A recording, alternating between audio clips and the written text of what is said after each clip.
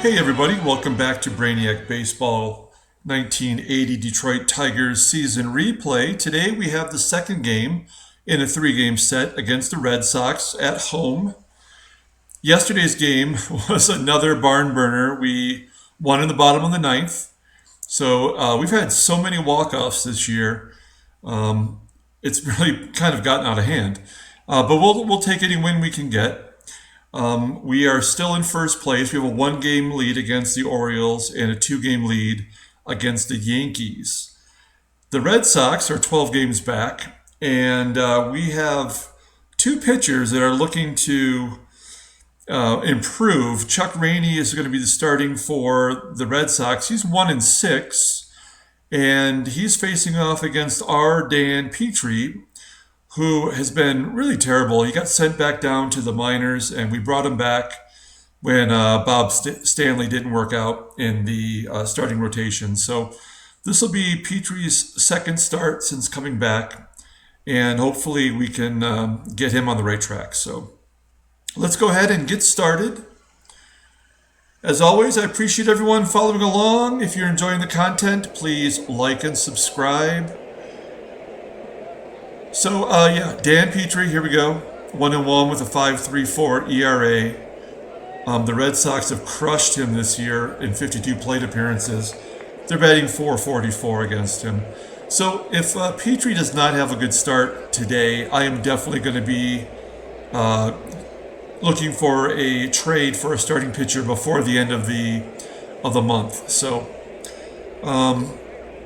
we have a couple people who won't be available in our bullpen, which is I didn't realize until just now, but we don't have Underwood or Schatzeder, two of our lefties, for today's game. So we'll just have to make do with what we have. And let's take a look at the lineup versus Chuck Rainey. What I want to do is I'm going to take Brookins out. I'm going to stick Richie Hebner back in there. And there we go. So our standard lineup against Rainey. And Rainey's got a 6.22 ERA, so I'm hoping that we can continue to add to his woes and, crush him. Get him out of the game early. So here we go. Batting leadoff for the Red Sox is Joe Morgan. We're going to pull the outfield in. I always do that for Morgan.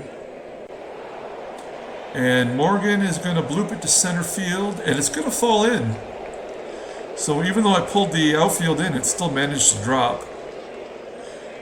And we know Morgan's got speed, and he has already stole 2 bases against us this series.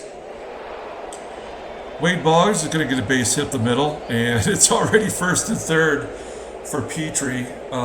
In addition to him not doing so well, giving up hits and runs, he's got a 31-11 walk to strikeout ratio. And Rainey's is not that much better, to be honest.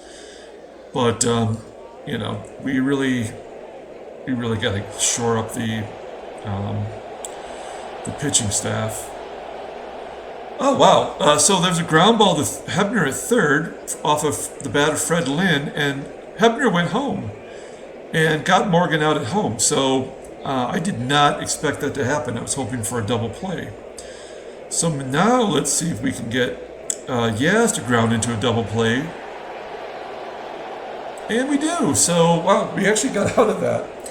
That is close to being a miracle. So here we go. Whitaker's batting against Chuck Rainey. And this is his 8th start of the year.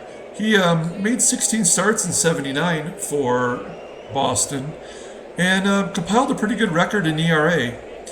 Chuck Rainey was the number 1 draft pick for Boston in 1974. And then he was traded to the Cubs in 1983. And he just missed a no-hitter in a start versus Cincinnati. He had 2 outs in the 9th, and Eddie Milner got a base hit off of him to break up the no-hitter. And then in '84, he was traded to Oakland, and that was the last year of his career. So, kind of short but sweet for Rainey. Whitaker and Trammell both strike out. in the bottom of the first. So 2 down for Kemp. Kemp's going to get a base hit to center. And no, we're not going to extend that for a double. We're going to hope that Fisk can get a base hit against his old team. Fisk hits it to left, and that'll be the third out. Okay, so the one difference that Red Sox have in this game is Lynn, I believe, moved from right to left, and they put in Mike Kingery, not Scott Kingery. It's Scott's dad. Wait, do I have that backwards? Yeah, no, yeah, right. Scott's dad, Mike. So, top of the second, Hall of Famer Tony Perez leads off, grounding to short. That's going to be 1 down. And here's Dave Rader, who's 3 for 3 against Petry. And Petry walks him. So, first walk for Petry this game. Tom Paquette is going to ground it to short. And they get the lead runner.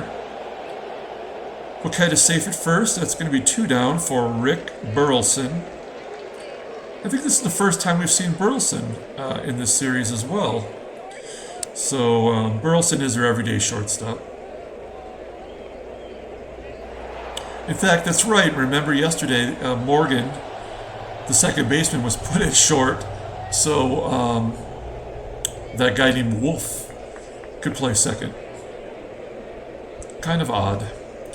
So Burleson lines out to left, and that's the third out. So we head to the bottom of the second with Gary Hancock leading off. He's going to line out to right. That's going to be the first out. Bringing up big wheel, Lance Parrish. Parrish is going to drop it into the gap. It's going to fall in for a base hit. Little duck snort for Parrish. 1 down with Jason Thompson at the plate, and he's going to ground it right back to the pitcher. And they do turn a double play, a 1-4-3 double play, and we head to the top of the third. So this game's moving along. Mike Kingery is leading off, the number 9 hitter. As I mentioned, his son Scott is kind of a utility man for the Phillies. He was a pretty well-respected prospect, Scott was, but I think he's just kind of fallen into a utility role on the Phillies now. So it's another base hit for Morgan, and now we need to be careful. Yep, Morgan does steal another bag. So that's his, I believe that's his third steal. We're going to pull the outfield in case a ball goes to the outfield. There we go. I think Kemp should get that. No, it falls in. My goodness, I can't believe that. So that's going to be the first run of the game as Boggs gets a base hit, scoring Morgan. And Red Sox take the lead 1-0 here in the third. And there's another hit to left field. Oh, but Boggs tried to go to third and was thrown out by Kemp. So I think Kemp leads our team in outfield assists with 5. So 2 down for Yaz. And it looks like he's going to get a base hit up the middle. And Lynn will advance to third. So that's 6 hits in 2 2/3 innings and a walk. And with all these lefties, I think this is, I don't know, I guess we have to, as Perez belts it to right, that's going to be the third out. I mean, we really have to go with Petry, whether we like it or not, being down 2 lefties, and this is a primary lefty lineup. Okay, Stegman getting us off to a good start, base hit. Let's hit and run. Hebner has really good contact, and Stegman's got good speed. Hebner's going to ground it to the second baseman, and Morgan makes an error. Maybe he was better off at short. So we got something going here. First and second, nobody out. Whitaker, top of the lineup, runner in scoring position, and he's, he lines it to the first baseman. It looked like it was going right down the line. That is a bummer. So that's the first out of the inning. And One down for Tram. Trammell's going to hit it to right field. That should allow Stegman to advance. He does. So first and third for Kemp, who had the first hit for the Tigers today. And he's going to ground it weakly to the shortstop, and that'll be the end of that rally. So, top of the fourth, and somehow Petry's only given up 1 run despite 6 hits and a walk. So there's Dave Rader, who's 3 for 3 with a walk now. Finally, Petry gets him. He induces a ground ball to first. So, Tom Paquette, oh, there's that walk. So it's 2 walks. I'm going to bring the third baseman in case Burleson decides to bunt. Instead, Burleson grounds it to short, and we turn 2. So Petry's been playing with fire this whole game, and yet he's only given up 1 run. And there's no reason why we haven't taken it to Rainey yet. It's going to be a line drive to left field. That's going to be the first out. Bringing up Hancock, who's batting .336 versus righties. And he's also leader in home runs for the team. So, but he grounds to second in this at-bat. So 2 down for Parrish, and he's going to pop it up on the infield. So, I was about to call it an out, but Morgan makes his second error in the last 2 innings. So that is the weak spot in the defense. Can we take advantage of it? No. JT is going to ground it to second, and Morgan makes the play that time. So we head to the top of the 5th, and here's the number 9 hitter, Mike Kingery. And he's going to get a base hit through the right side. That moves his batting average up to .373. It's pretty good for limited duty. All right, well, we haven't got Morgan out this game. Let's see if Petry has a better luck. Oh, is that going to drop in? Oh, nice. Gary Hancock makes the catch. And that'll be the first out. Petry finally puts Morgan away. Boggs hits it back to Petry, and he throws it to first for the second out, moving Kingery into scoring position. And I guess we're going to have to pitch to Fred Lynn. And he rips it to right field, and that'll be... Oh, I was going to call it the third out, but Gary Hancock makes an error out there, and that will allow the run to score. And so it's 2-0. Yaz up to bat, and he's going to fly out to Kemp, and that ought to be an out. Yeah, there we go. So 2-0, bottom of the 5th, and we've really got nothing going. Stegman walks. That's the second time he's been on base. I am going to try to steal with Stegman. Get a runner in scoring position. Yes. Okay, there we go. So Stegman's successful in stealing second base, bringing up Richie Hebner. And he's going to get a base hit up the middle. Will Stegman score? Oh, do I want to send him home? I guess... Oh, the ball's right there. And that's where Stegman is. There's no chance. But we do have it first and third, and now we have a more opportune hit and run opportunity. Did I just say opportune twice, basically? Oh no, Whitaker's going to ground it to third. Okay, good. Stegman scores, Hebner advances. And that'll be the first out of the inning, and we still have a runner in scoring position. Let's have Tram hit to the right side, maybe poke it through. And nobody's going to ground it to Morgan. And Morgan throws Trammell out at first, moving Hebner to third. And it's going to be up to Kemp to tie the game. And instead he hits it right back to Chuck Rainey. So we get on the board, cut the lead in half, and we are going to play this inning by ear with Petry. He's at 86 pitches, and I don't think he's going to go much. Yeah, that's it. So we're going to take him out. I was hoping we could get him through one more, but forget it. It's not worth it. Okay, so we only have one lefty available, and it's going to be Hiller. So I'm going to assume we're going to get back into this game, and we're going to bring in Bob Stanley to face these lower in the lineup lefties.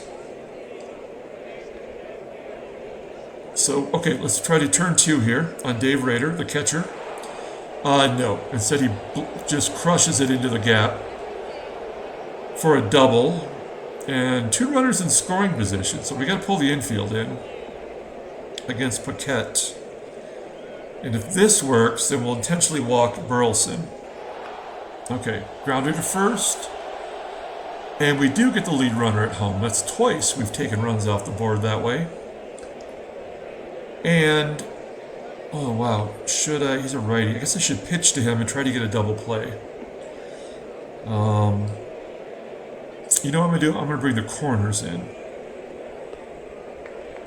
Let's see what happens. Oh, he walks. That was my original strategy anyway. Okay, so now we need to bring the infield in again for against Kingery. And he's going to get it, hit it to right, and it's going to fall in for a base hit, 2-run score. And now the Red Sox are up 4-1. So I guess that's the way it goes, folks. Bring the outfield in again for Joe Morgan. Morgan walks. Wow. Okay, so I guess the real problem with this specific game is not having lefties to handle this, as Wade Boggs bleeds a base hit through the left side, moving everyone up a bag. And it's 5-1. So, here we go again with Fred Lynn, 1 down. And Lynn goes down swinging, so that'll be the second out. And Yaz has the bases loaded. And he's going to get a base hit through the right side. That should score 2, it does. And it's a 5-run inning for Boston. Tony Perez with 2 down, lines it to first, and that'll be the third out. Mercifully, it is over. And Chuck Rainey is not pitching anything like his record shows. Carlton Fisk leading off the bottom of the 6th, grounds out. Bringing up Gary Hancock, who has an error earlier in the game that led directly to a run being scored. He flies out to center. That's going to be 2 down. Parrish walks. So we have a runner on. And that's going to bring up JT. JT is going to get a base hit through the right side. So we got 2 base runners with 2 outs. And Stegman, who has yet to be put out. And he's going to get a base hit through the left side. That's only going to advance everyone a bag. So, now we are up with our number 9 batter, Richie Hebner. And we need a grand salami right here. Nope. Straight up in the air. So, we could not take advantage of that. And, heck, I might as well run Stanley back out there for another inning. Stanley gets Rader to ground to short, and that'll be the first out of the top of the 7th. Paquette's going to ground it to Hebner for the second out. And here's Rick Burleson with 2 down. He walks. That's 3 walks for Stanley. Doing everything he can to give his old teammates an advantage. Kingery's going to hit it to right, and that's going to fall in. What is wrong with our right field defense today? I mean, that's why I got Hancock. But he's been pretty bad this game. All right, so we're at the top of the lineup with all these lefties. We got to bring in Hiller. So this is where we're bringing in the lefty. And Hiller's got a 33 endurance, so he can go 2 innings perhaps. Maybe he can finish off the game, in fact. So, yeah, Joe Morgan strikes out, and we get out of the inning without any runs being scored. So, bottom of the 7th, Sweet Lou. He's 0 for 3 against Rainey today. And he walks. So Rainey's tired at 106 pitches. And we need the top of the lineup to get something going here. Trammell pops it up on the infield. Third baseman's got it, and that'll be the first out. So 1 down for Kemp, who's prone to grounding into double plays, but he lines out to first. Will Whitaker be doubled off? He is. Oh, man. This is just not our game.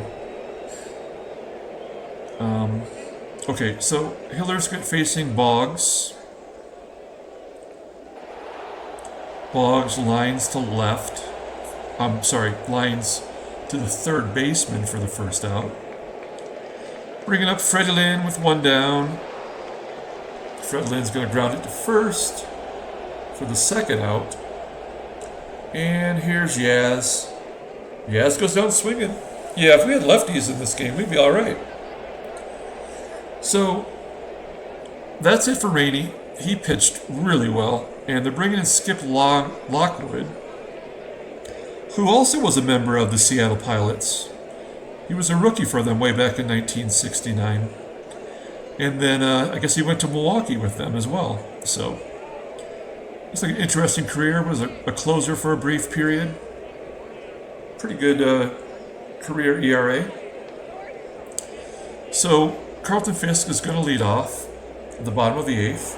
And he pops it up to the catcher. And that's going to bring up Gary Hancock, who's just had a really bad day defensively. He's also going to pop it up on the infield. And that's going to bring up Lance Parrish with 2 down. And he walks.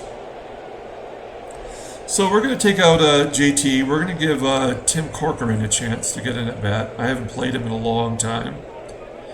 And since we're down 6 runs, why the hell not?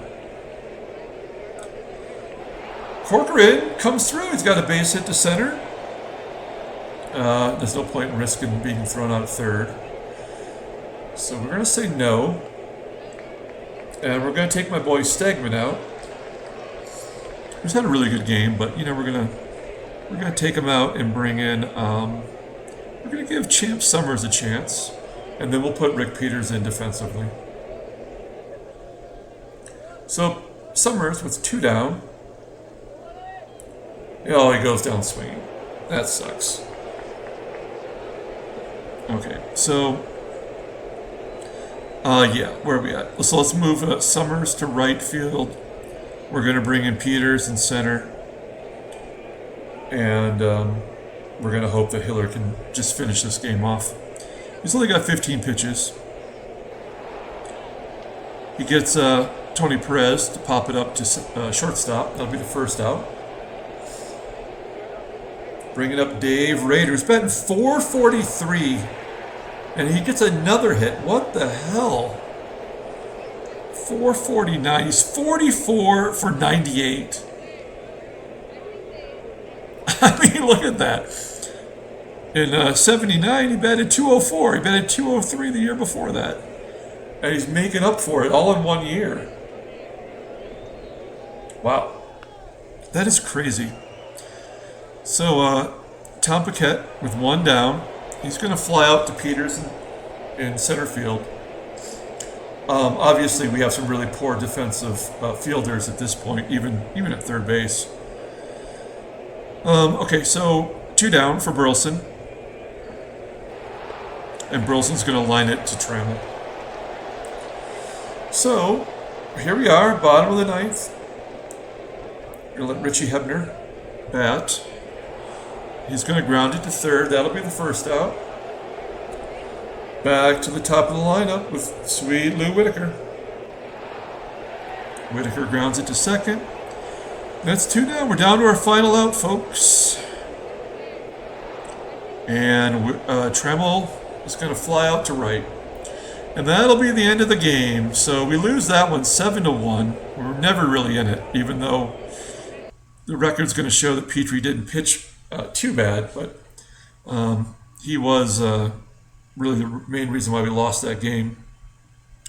Taking a look at the transactions, nothing major other than Roger Freed retired.